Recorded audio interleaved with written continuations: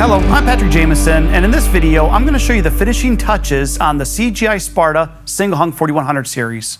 One of the first finishing touches is make sure your sill is debris free, and then your open cell foam pads are in place. There are two open cell foam pads, one in the bottom right and one in the bottom left corners.